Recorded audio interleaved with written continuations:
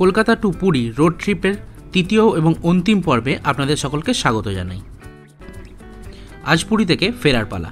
ফেরার পথে এক দুর্ধর্ষ সুন্দর লাঞ্চ কোথায় আপনি করবেন তার সমস্ত ডিটেলস আমি এই ভিডিওতেই দেব। এর আগের দুটি পর্বে কলকাতা থেকে পুরী পর্যন্ত আসা রোড কন্ডিশন, পুরী থেকে একদিনের চিল্কা এবং রাত্রিবেলা কি করে জগন্নাথ দেবের মন্দিরে পুজো দেওয়া হয় তার সমস্ত ডিটেলস আমি আগের ভিডিওতে দিয়ে রেখেছি। এখনও না দেখে থাকলে আমি লিঙ্ক ডেসক্রিপশানে দিয়ে রাখবো, কাইন্ডলি দেখে নিন। সকাল সকাল পুরী থেকে চেক আউট করে বেরিয়ে গাঙ্গুরাম থেকে খাজা কিনে আমরা বেরিয়ে পড়লাম আমাদের বাড়ির উদ্দেশ্যে। আজ রাত্রের মধ্যে বাড়ি ফিরতে হবে। যথারীতি সেই একই রাস্তা ধরে জার্নি শুরু হলো। যেহেতু আসার সময় রাস্তার ডিটেলসে দেখিয়েছিলাম, তাই আজকে ফেরার সময় রাস্তাটার অতটা ডিটেলসে দেখাবো না।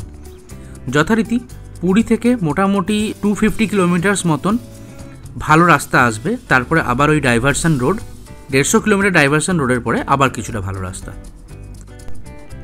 লাস্টে 300 কিলোমিটার পুরী ঢোকার আগে রাস্তাটার প্রাকৃতিক সৌন্দর্য কিন্তু খুব সুন্দর।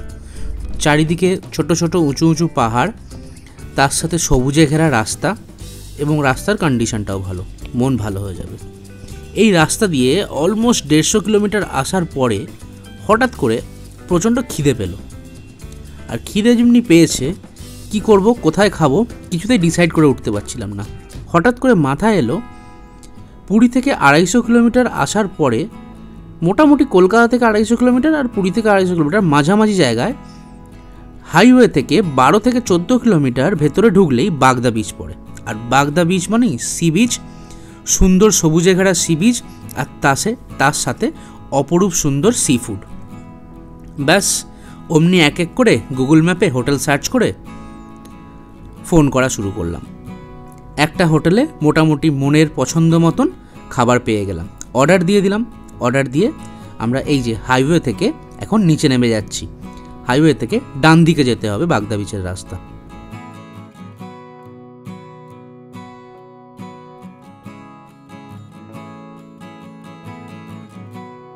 হাইওয়ে থেকে ডান দিকে টার্ন নিলাম। রাস্তাটা কিন্তু খুব সরু, মানে বড় বাস বা বড় গাড়ি এলে যেতে কিন্তু একটু অসুবিধেই হবে। এরকম সরু রাস্তা, 10-12 কিলোমিটারের মতন রাস্তা, খুব সরু।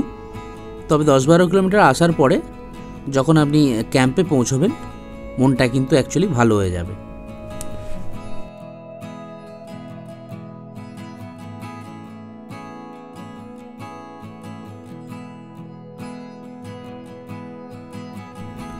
আমরা খাবার জন্য গেছিলাম ওশিয়ান বিচ রিট্রিটে। গাড়ি পার্ক করে প্রথম যেটা করলাম, হাত ধুয়ে সোজা খেতে বসলাম। খাবারের তো এলাহি আয়োজন ছিলই, ভাত, ডাল, তরকারি, আলু ভাজা, তার সাথে চাটনি। নো ডাউট খাবারের টেস্ট দুর্ধর্ষ, অসাধারণ সুন্দর খাবার দাবার, পরিবেশন, কোয়ালিটি, কোয়ান্টিটি সবই খুব ভালো। Overall satisfied.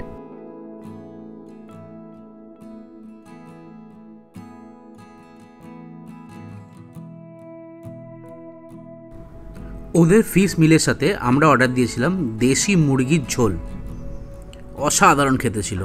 এই হলো ওদের কমপ্লিমেন্টারি ভোলা মাছ। দেশি মুরগির ঝোলের সাথে নিয়েছিলাম আমরা ইলিশ ভাপা, তার সাথে কাঁকড়ার কালিয়া। ওহ, এখনও মুখে লেগে আছে, অপূর্ব খেতে ছিল, অপূর্ব। খাওয়া দাওয়া শেষ করে একটু সমুদ্রের ধারে যাব বলে হোটেলটাকে ঘুরে ঘুরে দেখতে শুরু করলাম। ক্যাম্প থেকে একটুখানি এগিয়ে, মোটামুটি ক্যাম্প থেকে বেরিয়ে 200 থেকে 250 মিটার জঙ্গলের ভেতর দিয়ে গেলেই আপনার সি বিচ পড়বে। জঙ্গলটাও খুব ঘন এবং আশপাশের এনভায়রনমেন্টটাও খুব ভালো। আমার তো বেশ ভালোই লেগেছিল।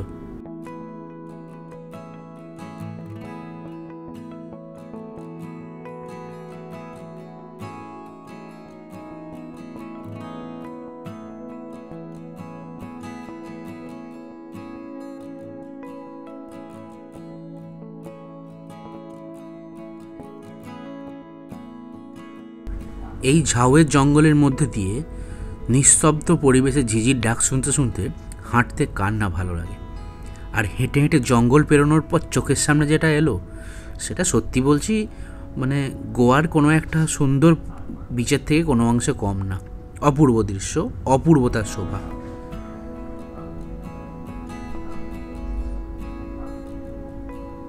এক দেখায় ভালো লেগে যাওয়ার মতন দৃশ্য।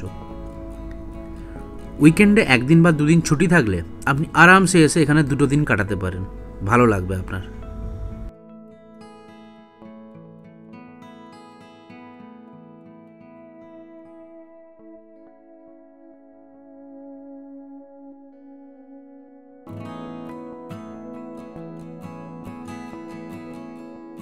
এই সুন্দর বিচে বিকেল পর্যন্ত সময় কাটিয়ে আমরা ডিসাইড করলাম এবার ফিরতে হবে।